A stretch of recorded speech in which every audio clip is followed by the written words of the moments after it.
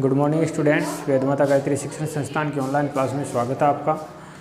Agriculture रसायन विज्ञान का जो चैप्टर नंबर 5 है वो शुरू करेंगे आज अपन। चैप्टर नंबर 1, 2, 3 करवा दिए हैं, ठीक है ना। चैप्टर नंबर 4 सिलेबस से हटा दिया गया है 2021 के अंदर। चैप्टर नंबर 3 भी लगभग हटा दिया गया है। तो चैप्टर नंबर 4 जो आयन विनिमय था वो शुरू करने वाले थे, लेकिन वो हटा दिया गया है। तो आज अपन चैप्टर नंबर 5 शुरू करेंगे और चैप्टर नंबर 5 का नाम है मृदा अभिक्रिया। चैप्टर नंबर 5 का नाम क्या है? मृदा अभिक्रिया। मृदा अभिक्रिया अर्थात मिट्टी में होने वाली उन सभी अभिक्रियाओं की चर्चा अपन यहाँ करेंगे। मृदा अभिक्रिया, सॉइल रिएक्शन, सॉइल रिएक्शन। ये जो चैप्टर था ये पहले सिलेबस के अंदर 3 अंक का था, लेकिन अब इसके अंक 6 कर दिए गए हैं। वही ध्यान रखना, डबल कर दिया गया है, क्योंकि कुछ चैप्टर अपने सिलेबस में से हटाए गए हैं, कुछ पॉइंट्स अपने सिलेबस में से हटाए गए हैं।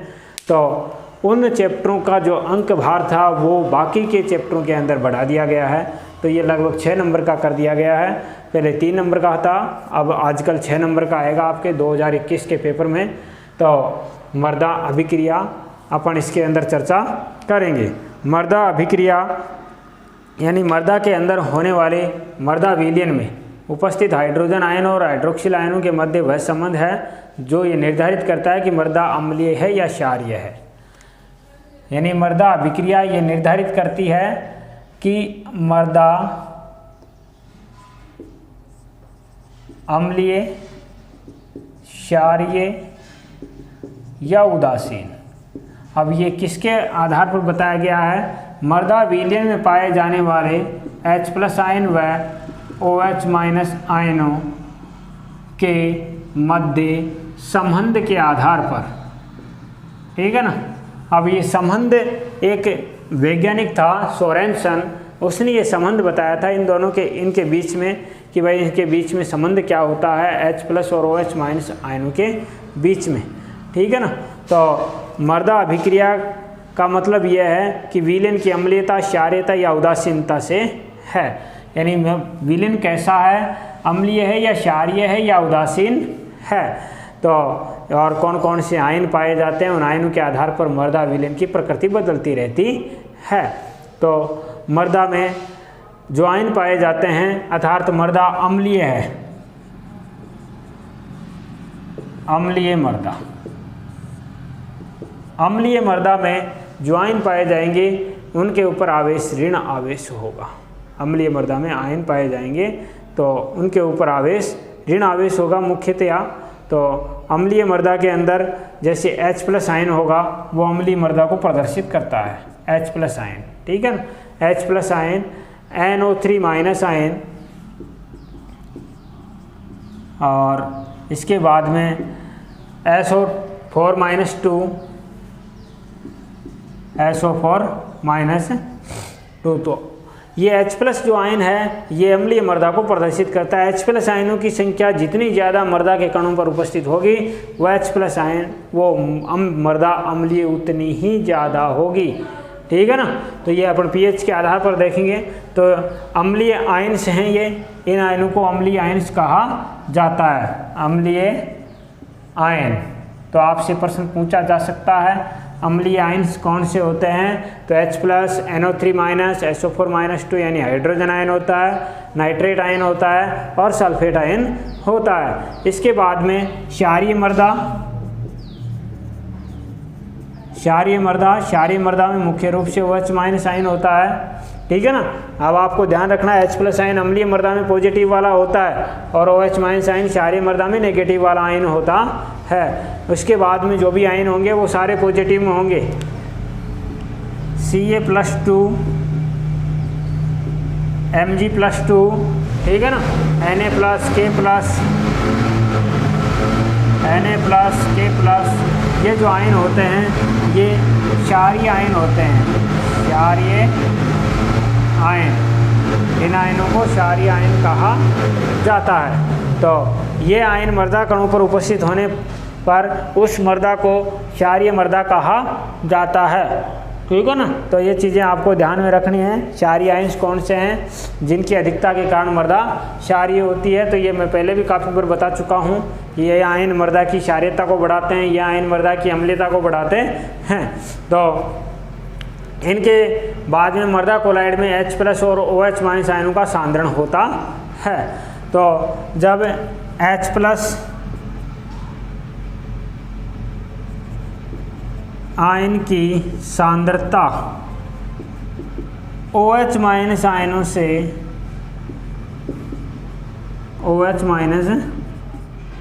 आयनों से अधिक हो तो वो मर्दा कैसी होगी? अम्लीय। वो मर्दा कैसी होगी? अम्लीय। वो विलयन कैसा होगा? अम्लीय। यदि H+ की सांद्रता OH- आयनों की सांद्रता अधिक है तो वो विलयन कैसा होगा? क्षारीय। वो विलयन कैसा होगा? क्षारीय। वो मर्दा कैसी होगी? क्षारीय। यदि दोनों की सांद्रता समान है, H+ आयन और OH- आयनों की सांद्रता समान है, H+ आयन और OH- आयनों की सांद्रता समान है, तो वो होगा भाई उदासीन। वो कैसा होगा? उदासीन। अर्थात वो मर्दा कैसी होगी? उदासीन। उसकी प्रकृति कैसी होगी?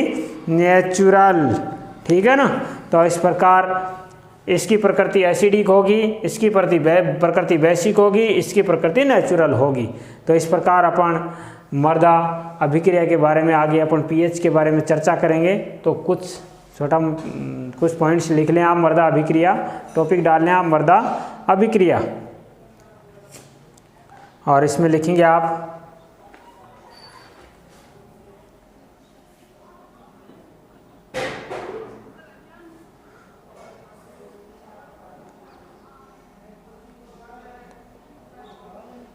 मर्दा अभिक्रिया। तो इसमें लिखेंगे यह मर्दा विलयन में, मर्दा अभिक्रिया टॉपिक डालेंगे, यह मर्दा विलयन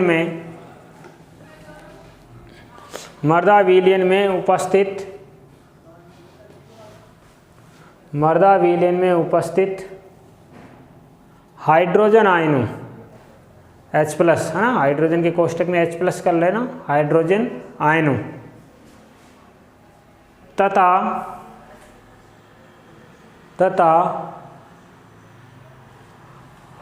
हाइड्रोक्सिल आयनों, हाइड्रोक्सिल के आगे OH- करना भाई, H+ हाइड्रोजन आयन है, OH- हाइड्रोक्सिल आयन है, हाइड्रोक्सिल आयनों OH-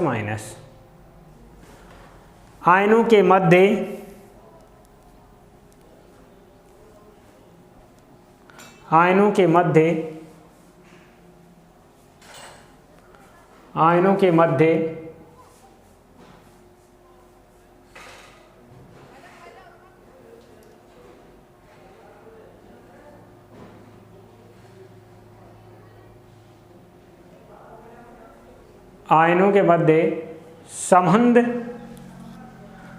मध्य यह संबंध बताती है कि मर्दा अम्लीय है, मर्दा अम्लीय, क्षारीय या उदासीन है, मर्दा अम्लीय, क्षारीय या उदासीन है, मर्दा अम्लीय, क्षारीय या उदासीन है।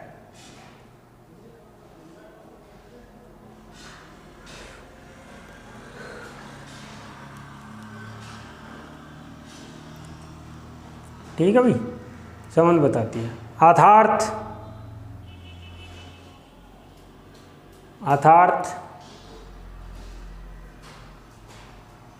मर्दा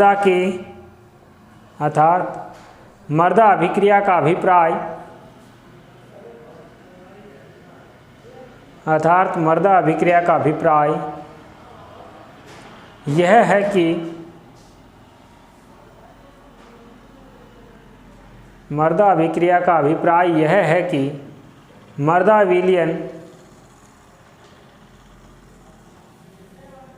मर्दा विलयन की अम्लीयता, क्षारीयता, कॉमा लगा के लिखना, अम्लीयता, क्षारीयता तथा उदासीनता से है। मृदा विलयन की अम्लीयता, क्षारीयता तथा उदासीनता से है, तथा उदासीनता से है।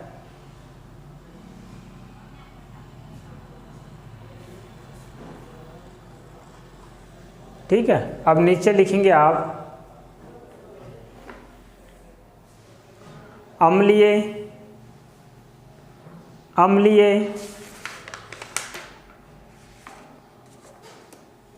आयन, अम्लीय आयन यानी दो प्रकार के हो गए आयन। अम्लीय आयन, अम्लीय आयन में लिखेंगे आप H plus NO3 minus SO4 minus 2, H plus NO3 minus SO4 minus 2। ठीक है। इसमें लिखेंगे आगे इन आयनों की अधिकता के कारण, इन आयनों की अधिकता के कारण मृदा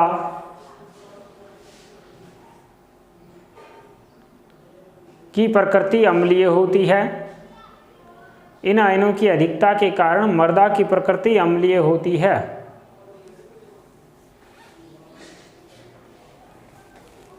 मृदा की प्रकृति अम्लीय होती है। It's okay. आगे डालेंगे क्षारीय आयन, क्षारीय आयन,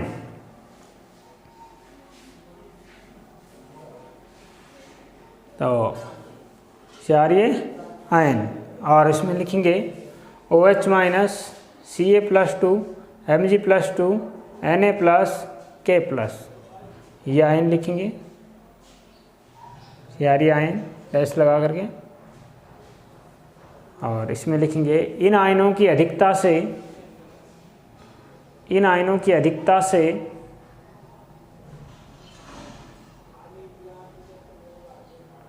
मृदा की प्रकृति क्षारीय होगी, मृदा की प्रकृति क्षारीय होगी। इन आयनों की अधिकता से मृदा की प्रकृति क्षारीय होगी। ठीक है। आगे लिख लेंगे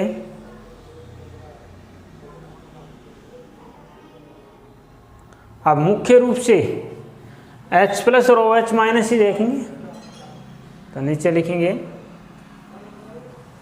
H प्लस तथा OH माइनस, H प्लस तथा OH माइनस आयनों की संख्या, आयनों की संख्या समान होने पर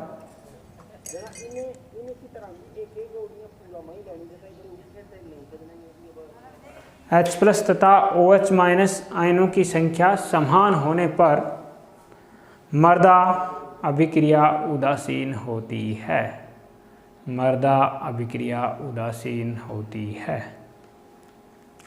मृदा अभिक्रिया उदासीन होती है।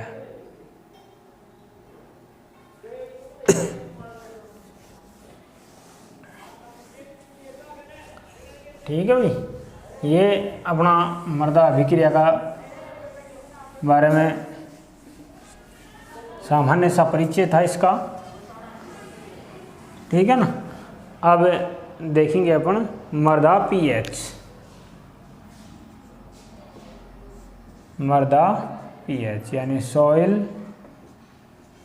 पीएच। ये पी है, इसकी घात है एच, यानी कि पी की पावर है एच। ठीक है ना। और पी की पावर है एच। तो देखो ये जो पीएच, ये पीएच शब्द यानी ये बताता है पीएच हाइड्रोजन आयनों। इस पीएच के बारे में देखो सबसे पहले सन 1909 में SPL सोरेनसन, सन 1909 में SPL सोरेनसन, SPL सोरेनसन ने इस पीएच के बारे में बताया था। और इसके साथ में पीएच के साथ में ही एक पीएच स्केल भी दिया था, पीएच स्केल की परिभाषा भी प्रदर्शित की थी इसने। तो इस पीएच का जो पूरा नाम होता है वो होता है हाइड्रोजन आयनों यानी H+ आयनों, हाइड्रोजन आयनों की सांद्रता को घातांक के रूप में प्रदर्शित करना पीएच कहलाता है। ठीक है ना, हाइड्रोजन आयनों की सांद्रता को घातांक के रूप में प्रदर्शित करना पीएच कहलाता है। पीएच का मतलब power of hydrogen ion concentration, English में कहते हैं power of hydrogen ion concentration. तो हाइड्रोजन आयनों की सांद्रता को घातांक के रूप में प्रदर्शित करना ही पीएच कहलाता है। अर्थात ये जो पीएच शब्द पी शब्द है, ये पी शब्द एक लैटिन शब्द होता है, यानी जर्मन शब्द जो होता है पोटेंस। जो पी है वो जर्मन शब्द है potence.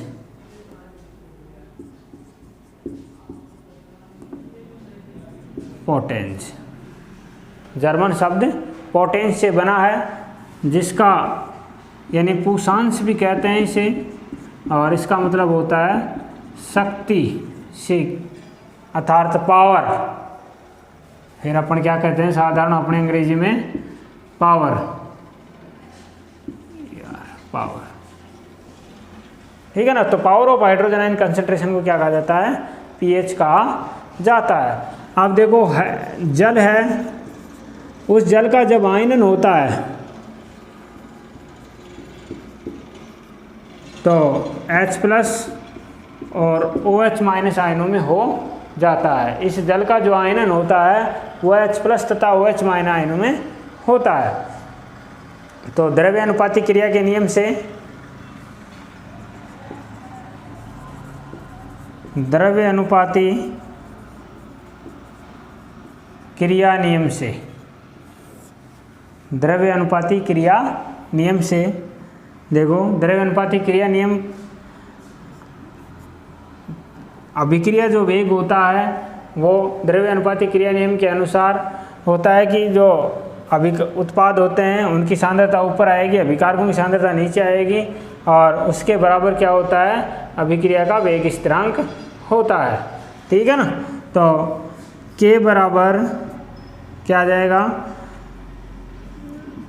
H+ OH- upon H2O ये होगा। ठीक है, H2O। यहाँ H+ है, H+ बराबर हाइड्रोजन आयन की सांद्रता या हाइड्रोजन आयन का सांद्रता। OH- है, OH- आयन की सांद्रता, और H2O है वो है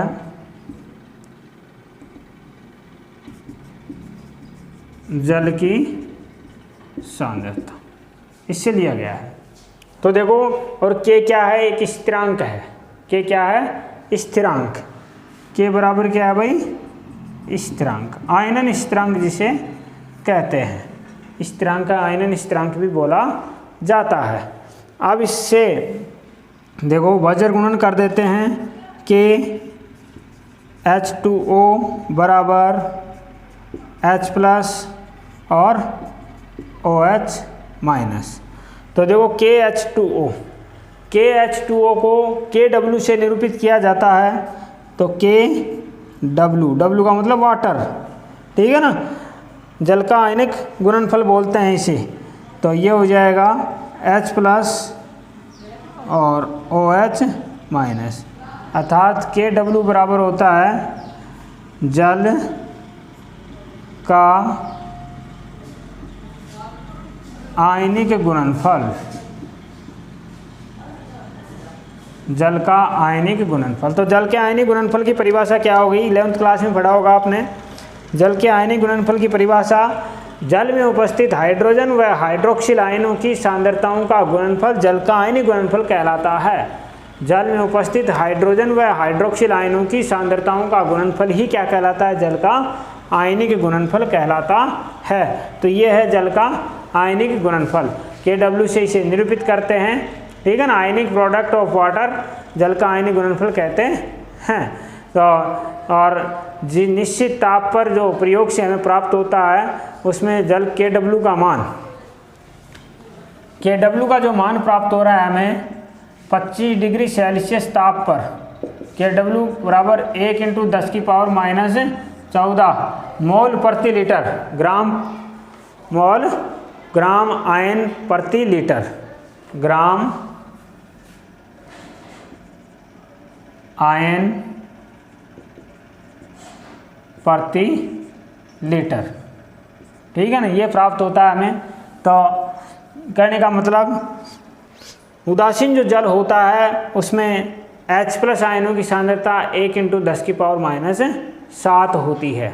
उदासीन आयन में, उदासीन इसमें जल में H+ और OH यानी जो होता है उसमें H+ और OH- आयनों की सांद्रता क्या होती है? बराबर। तो H+ या OH- आयनों की सांद्रता होती है 1 × 10⁻7 ग्राम आयन प्रति लीटर, ये होती है। तो दोनों को यहाँ रख करके गुणा करेंगे तो वही प्राप्त होगा 1 × 10⁻14, ठीक है ना। दोनों को रख करके गुणा करेंगे तो 1 × 10⁻14 ही हमें प्राप्त होगा। तो इस प्रकार ये होता है pH। अब pH की परिभाषा, pH का पूरा नाम अपन ने देख लिया है। pH की परिभाषा सोरेनसन ने दी थी। pH का एक सूत्र होता है pH बराबर -log H+ आयन, ये होता है pH। तो देखो ये तो हो गई हाइड्रोजन आयनों की सांद्रता। ये आ गया चिन्ह ऋणात्मक, बिल्कुल परिभाषा रटने की जरूरत नहीं है, परिभाषा यहीं से इसी सूत्र से और एक ही सेकंड में याद करेंगे आप लोग। देखो ये क्या है? हाइड्रोजन आयनों की सांद्रता। तो ये चीज़ आपको आनी चाहिए भाई, सूत्र आना चाहिए। pH बराबर -log H+। तो ये तो क्या है? हाइड्रोजन आयनों की सांद्रता। ये क्या आ गया? चिन्ह नेगेटिव। ये क्या आ गया? लघु गणक, लॉग या लघु गणक। तो परिभाषा इसी से बना लेंगे। देखो कैसे बनाते हैं, परिभाषा बनाना आना चाहिए आपको। हाइड्रोजन आयनों की सांद्रता के ऋणात्मक लघु गणक को pH कहते हैं। ध्यान से सुनना कैसे बोल रहा हूँ मैं। हाइड्रोजन आयनों की सांद्रता के ऋणात्मक लघु गणक को pH कहा जाता है। इट्स ओके, समझ में आ गई होगी, ठीक है ना। याद हो जानी चाहिए, ये सूत्र आपको आता है, आराम से आप परिभाषा बना सकते हैं। हाइड्रोजन आयनों की सांद्रता है के ऋणात्मक लघु गणक को pH कहते हैं। और एक होता है POH बराबर -log OH-। तो इसकी परिभाषा बना सकते हैं अपन। हाइड्रोक्सिल आयनों की सांद्रता के ऋणात्मक लघु गणक को POH कहते हैं। हाइड्रोजन आयनों की सांद्रता के ऋणात्मक लघु गणक को क्या कहते हैं? POH, ठीक है ना। अब इसको इस प्रकार भी लिख सकते हैं, pH को तो इस प्रकार लिख सकते हैं 1/log H+, 1/log H+, इस प्रकार लिखा जा सकता है, ठीक है ना। log यहाँ आएगा log, और इसको इस प्रकार लिख सकते हैं POH बराबर log 1 + OH-। बस इस प्रकार भी रख सकते हैं ऋणात्मक लघु गुणों को। ये नेगेटिव है तो नीचे चला जाएगा, समझ गए। तो इस प्रकार अपन इनकी परिभाषाएं दे सकते हैं। हाइड्रोक्सिल आयनों और इनकी दोनों की सांद्रता यदि बराबर है तो बराबर ही होती है, और बराबर है तो विलीन भी उदासीन होगा, ठीक है ना। तो pH के बारे में अपन चर्चा करेंगे, आगे और चर्चा करेंगे। तो थोड़ा सा लिख लें आप इसके बारे में, टॉपिक डालेंगे आप pH, और pH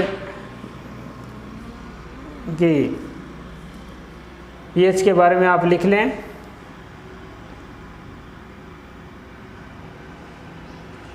तो पहले आप थोड़ा सा ये लिख लें टॉपिक तो पीएच लिख लें, सॉइल पीएच, इसमें लिख लें अब आप जल का आयनन निम्न प्रकार होता है। इसके बारे में थोड़ा सा बाद में लिखा देंगे, क्योंकि एक ही जगह लिखा देंगे इसको और उसको, ताकि आपको ऊपर नीचे देखने की ज़रूरत ना पड़े। तो जल का आयनन निम्न प्रकार होता है, जल का आयनन निम्न प्रकार होता है, लिख लें आप, जल का आयनन निम्न प्रकार होता है।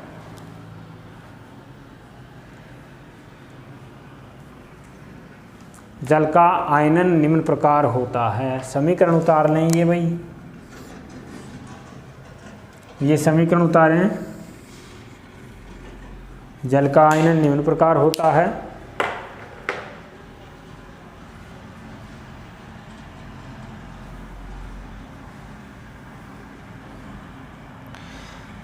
ठीक है, समीकरण उतारने के बाद में आप लिखेंगे द्रव्य अनुपाती क्रिया नियम से,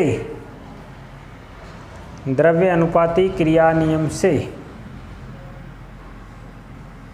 जो आपने 11th क्लास में पढ़ा है, द्रव्य अनुपाती क्रिया नियम से। और इसमें लिखेंगे के H प्लस OH माइनस, ये लिखेंगे सूत्र, और ये लिखने के बाद में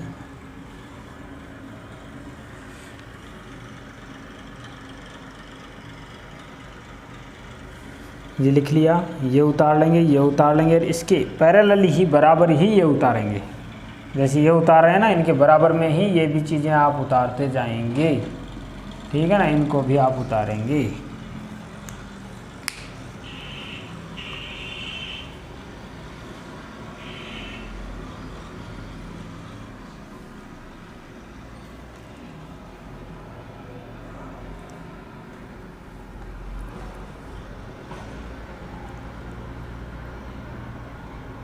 ये चीज़ें उसी पेज में उधर ये एक लाइन खींच देंगे, और लाइन खींच करके बता देंगे भाई ये चीज़ ये है, ये चीज़ ये है।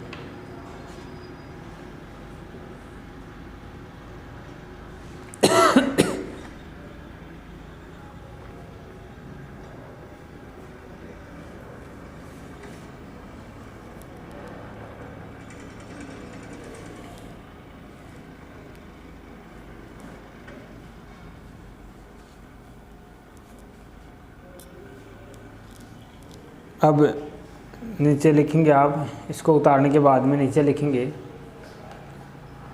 25 डिग्री सेल्सियस पर, 25 डिग्री सेल्सियस पर KW का मान, 25 डिग्री सेल्सियस पर KW का मान 1 × 10⁻⁻14।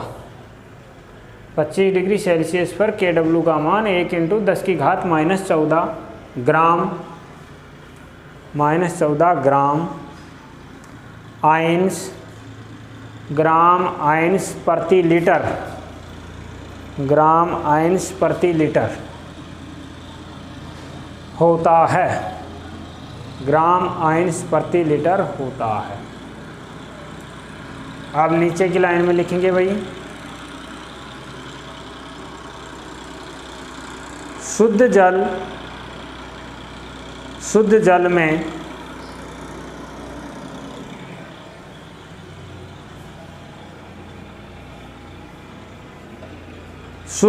में H प्लस तथा शुद्ध जल में H प्लस तथा OH minus ion, H plus तथा OH माइनस आयन की संख्या बराबर होती है,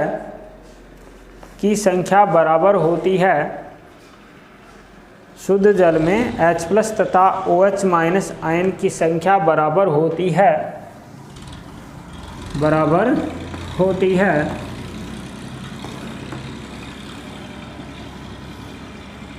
बराबर होती है। अतः H प्लस बराबर OH माइनस बराबर 1×10⁻⁷ ग्राम आयन्स प्रति लीटर। ग्राम आयन्स प्रति लीटर। अतः KW बराबर H प्लस और OH माइनस बराबर लगा देंगे 1×10⁻⁷ और ये हो जाएगी 1×10⁻⁷। तो KW बराबर क्या आ जाएगा 1×10⁻14 ग्राम आयन्स प्रति लीटर। तो ये चीज़ आप नोट कर लें, ठीक है, ये चीज़ आप नोट कर लें।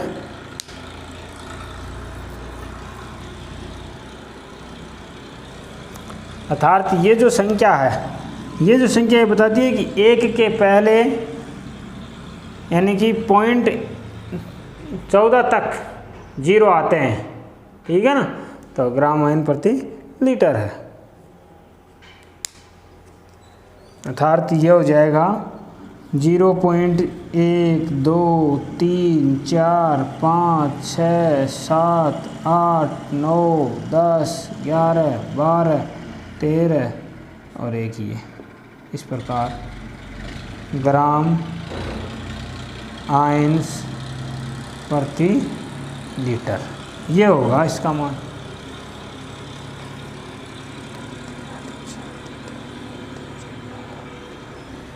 इस प्रकार 3 ही आ गया, 3 ही आ गया और 3 ही आ गया।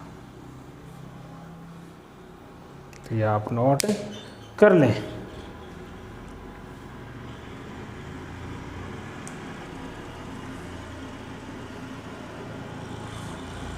इस पूरे को नोट कर लें।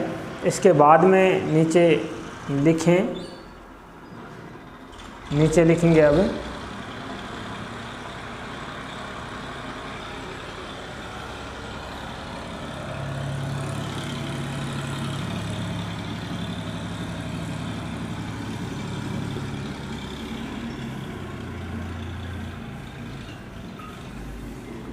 इसको नोट करने के बाद में लिखेंगे अब आप लाइन पैराग्राफ ही चेंज कर देंगे। PH शब्द नीचे लिखेंगे PH शब्द सन 1909 में SPL सोरेनसन या सीधा सोरेनसन भी लिख सकते हैं, सोरेनसन द्वारा दिया गया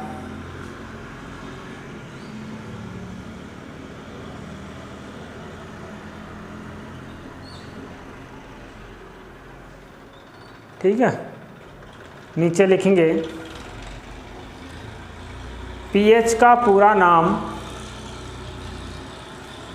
पीएच का पूरा नाम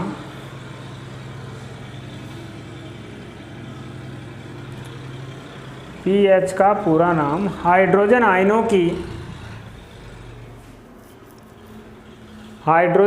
की सांद्रता H+ आयन या हाइड्रोजन आयनों की सांद्रता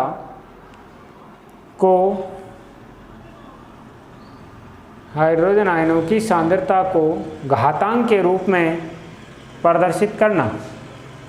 हाइड्रोजन आयनों की सांद्रता को घातांक के रूप में प्रदर्शित करना।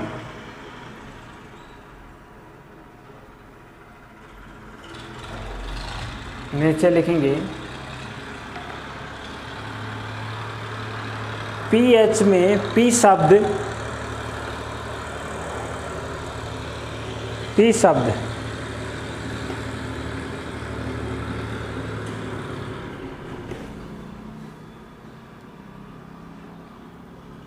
जर्मन भाषा के पोटेंस जर्मन भाषा के पोटेंज कोष्टक में पुषांश कर लेना, पुषांश कर लेना से बना है पुषांश से बना है, जिसका अर्थ शक्ति, जिसका अर्थ शक्ति, कोष्टक में पावर कर लेना, POWER पावर, कोष्टक में पावर कर लेना, POWER पावर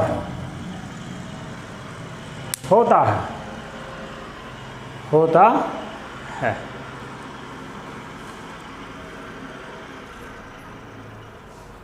अब नीचे लिखेंगे आप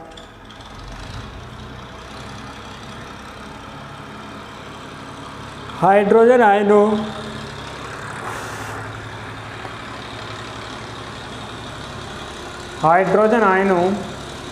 की सांद्रता,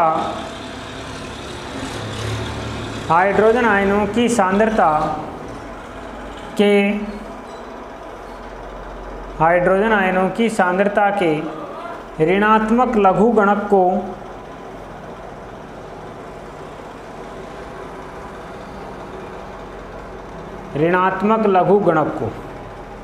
ठीक है ना, हाइड्रोजन आयनों की सांद्रता के ऋणात्मक लघुगणक, ऋणात्मक लघुगणक को pH कहते हैं, pH कहते हैं, ऋणात्मक लघुगणक को pH कहते हैं। ठीक है, सूत्र हो जाएगा इसका pH बराबर -log H प्लस, pH बराबर -log H प्लस।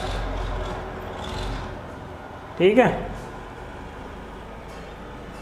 और pH बराबर और लिख सकते हैं इसे 1/log H प्लस, यानी हाइड्रोजन आयनों की जो सांद्रता है उसका लघुगणक का जो व्युत्पन्न होता है, यानी कि हाइड्रोजन आयनों की सांद्रता के व्युत्क्रम लघुगणक को pH कहते हैं। ऐसे भी लिख सकते हैं, व्युत्क्रम लघुगणक को क्या कहा जाता है, pH। हाइड्रोजन आयनों की सांद्रता के व्युत्क्रम लघुगणक को pH कहते हैं, ऐसे भी लिख सकते हैं, या फिर सीधी सी सटीक सी परिभाषा ये आपको याद रखनी है। नीचे आप लिखेंगे, अब इसमें POH शब्द लिखेंगे,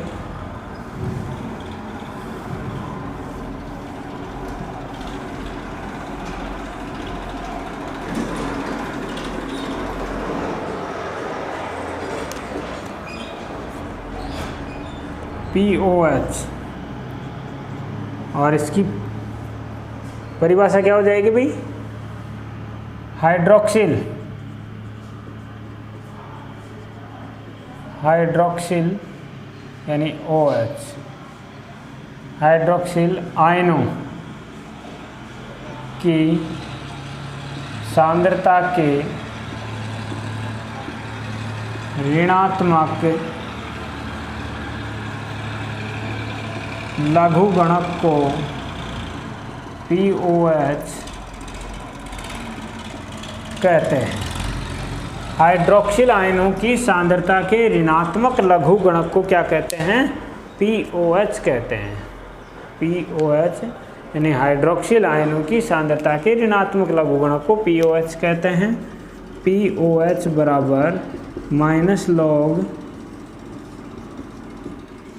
OH माइनस, या फिर POH बराबर log 1/OH माइनस, इस प्रकार भी हो सकता है इसका।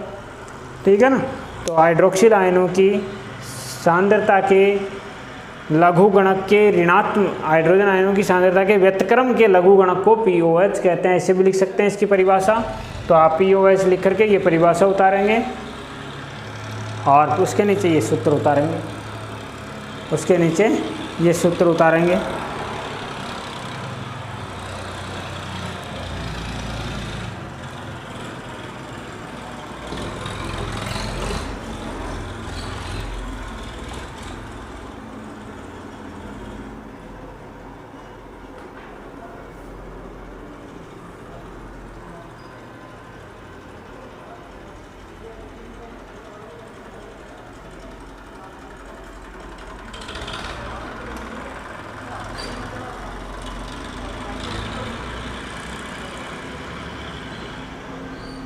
ये तो ये हो गया भाई। अब देखो पीएच और पीओएच में संबंध, पीएच और पीओएच में संबंध भी बताएंगे। तो पीएच और पीओएच में संबंध, और संबंध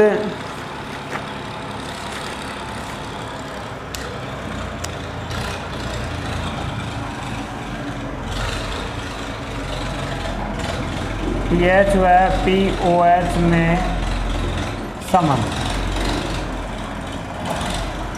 देखो पीएच प्लस पीओएच बराबर होता है 14, ये संबंध होता है इन दोनों में।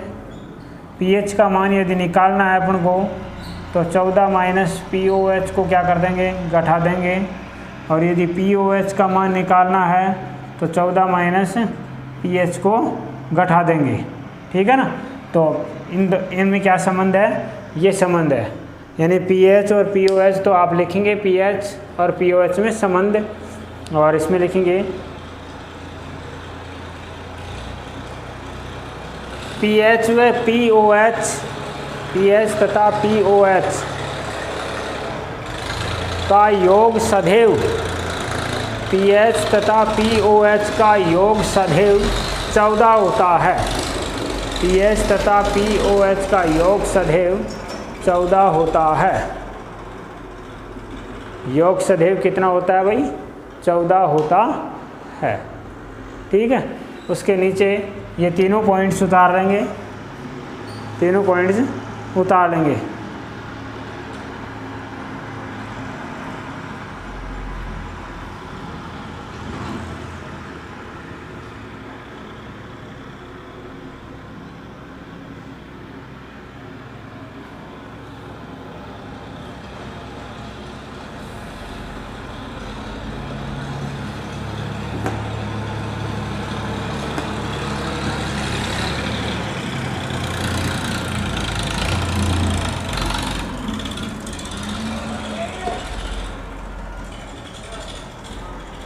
इसके बाद में पीएच स्केल देखते हैं।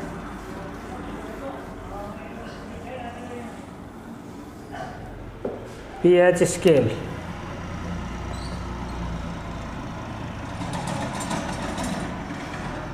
पीएच स्केल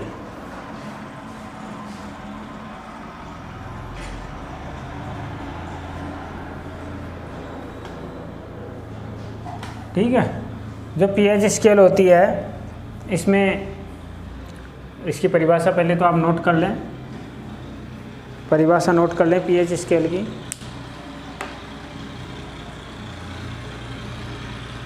किसी विलयन की अम्लता व क्षारकता का निर्धारण करने के लिए, किसी विलयन की अम्लता, क्षारकता व उदासीनता, अम्लता, क्षारकता व उदासीनता का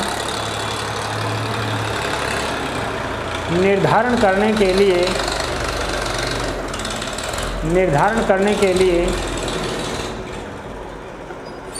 जिस स्केल का उपयोग किया जाता है, जिस स्केल का उपयोग किया जाता है उसे पीएच स्केल कहते हैं। जिस स्केल का निर्धारण किया जाता है उसे पीएच स्केल कहते हैं।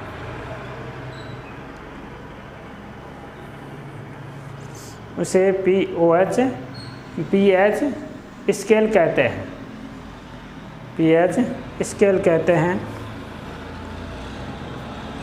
नीचे लिखेंगे पीएच स्केल में 0 से 14 तक के मान अंकित होते हैं। 0 से 14 तक के मान अंकित होते हैं। पीएच स्केल में 0 से 14 तक के मान अंकित होते हैं, ठीक है ना। पीएच स्केल में 0 से 14 तक के मान अंकित होते हैं।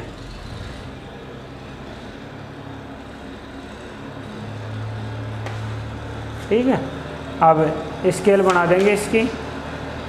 0 से 14 तक के मान अंकित होते हैं, फिर बाद में लिखेंगे। तो जैसे ये कोई स्केल है,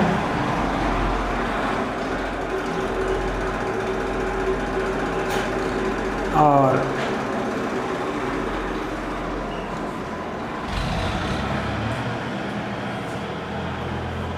ये स्केल है। तो इसमें देखो पीएच और पीओएच दोनों स्केल एक साथ में बना देता हूँ, या फिर दोनों के मान फिर अलग अलग लिख देंगे। तो देखो ये पॉइंट 1 2 3 4 5 6 7 8 9 10 11 12 13 14 15 14 तक ही है।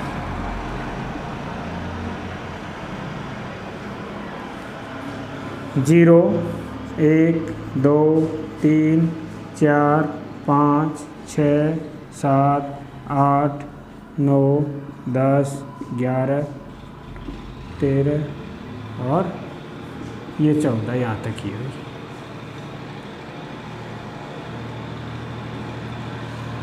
ये जो 7 वाला जो पॉइंट है, ये जो पॉइंट दर्शाता है किसको?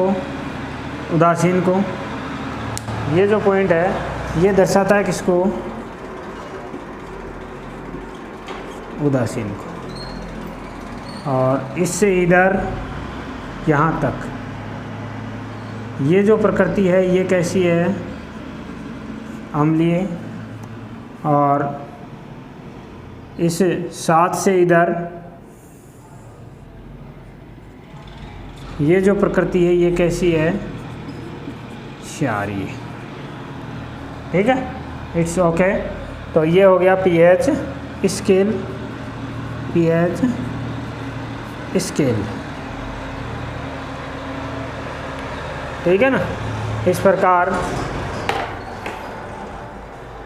7 से कम वाला अम्लीय होता है, 7 से 14 के बीच वाला उदासीन होता है, और 7 वाला जो पीएच होता है वो उदासीन होता है, ये क्षारीय होता है। तो आप इस स्केल को उतार लें, स्केल को नोट कर लें।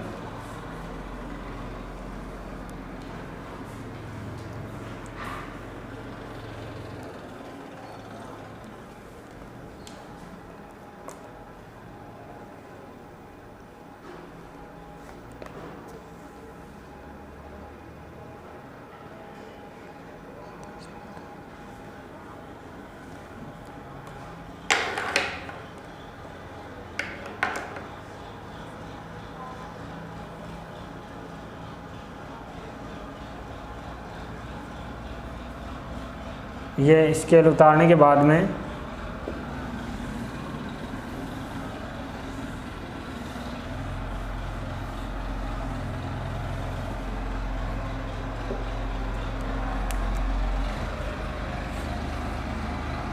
pH बराबर 7.0। तो ये क्या होगा भाई? उदासीन बिंदु। pH का मान 0, pH का मान 0। तो ये होगा सक्रिय अम्लता की अधिकतम सीमा। आप उतार लें, सक्रिय अम्लता की अधिकतम सीमा। ठीक है।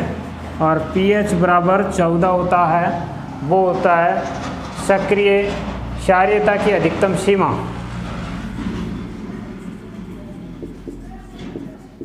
क्षारीयता की अधिकतम सीमा। ठीक है, ये पॉइंट्स उतार लें।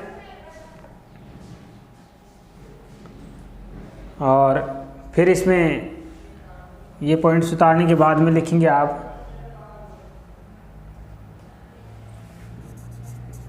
मृदा अम्लीय, और इस टॉपिक में लिखेंगे मृदा अम्लीय में। मृदा अम्लीय का मतलब पीएच का मान 7 से 0 के मध्य, 0 से 7 के मध्य होगा वो। तो लिख लेंगे जिस विलयन की pH, जिस विलयन की pH, सॉरी जिस विलयन में H प्लस आयन की सांद्रता, H प्लस आयन की सांद्रता OH माइनस आयनों की सांद्रता से OH माइनस आयनों की सांद्रता से अधिक होती है, OH आयनों की सांद्रता से अधिक होती है, अम्लीय मृदा कहलाती है, अधिक होती है, अम्लीय मृदा कहलाती है, अम्लीय मृदा कहलाती है, अम्लीय मृदा कहलाती है। और अतः इसका pH मान 0 से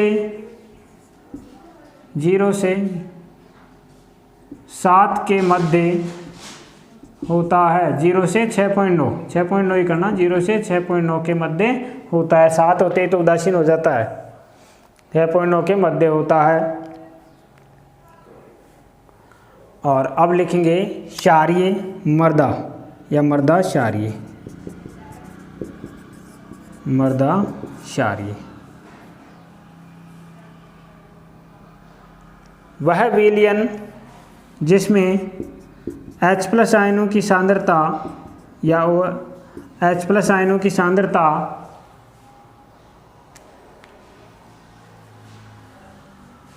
OH- आयनों की सांद्रता से OH- आयनों की सांद्रता से कम होती है, कहने का मतलब OH- आयनों की सांद्रता ज़्यादा होगी, OH- आयनों की सांद्रता अधिक होती है। H+ आयनों की सांद्रता OH- आयनों की सांद्रता से कम होती है, क्षारीय मृदा कहलाती है, क्षारीय मृदा कहलाती है, क्षारीय मृदा कहलाती है। ठीक है। और नीचे लिखेंगे उदासीन मृदा या मृदा उदासीन, इसमें लिख लेंगे जिस विलयन में, सॉरी इसमें एक पॉइंट और लिखेंगे आप, 7, इस विलयन की pH का मान 7.1 से 14 तक, 7.1 से 14 तक होता है, 7.1 से 14 तक होता है। ठीक है ना। और अब उदासीन मृदा या मृदा उदासीन, इसमें लिखेंगे जिस विलयन में H+ और OH- आयनों की सांद्रता बराबर होती है, उस मृदा को उदासीन कहते हैं, उस मृदा को उदासीन कहते हैं, उस मृदा को उदासीन कहते हैं। ठीक है ना। जैसे आसुत जल, की जो pH होती है वो 7 होती है भाई, आसुत जल की pH 7 होती है। ठीक है। तो इस प्रकार ये होती है pH स्केल। और pH स्केल में एक सारणी बना लिया pH और pOH में। देखो मैं मान लिखा देता हूँ भाई क्या संबंध होता है। तो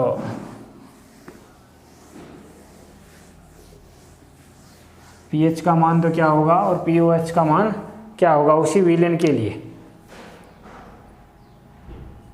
pH और एक पॉइंट लिख लें आप pOH। pH का मान 0, pOH का मान कितना होगा 14, pH का मान 1, pOH का मान 13, pH का मान 2, pOH का मान 12, pH का मान 3, pOH का मान 11। ठीक है ना। pH का मान 4, pOH का मान 10, pH का मान 5, pOH का मान 9, pH का मान 6, pOH का मान 8, pH का मान 7, pOH का मान 7, pH का मान 8, pOH का मान 6, pH का मान 9, pOH का मान 5, pH का मान 10, pOH का मान 4, pH का मान 11, pOH का मान 3, pH का मान 12, pOH का मान 2, pH का मान 11, pOH का मान 13, pH का मान 1, pOH का मान 14, pH का मान शून्य। तो इस प्रकार ये आप एक सारणी बना लेंगे, ठीक है ना। इसी के साथ अपना पीएच वाला जो टॉपिक है वो कंप्लीट हो गया है। धन्यवाद।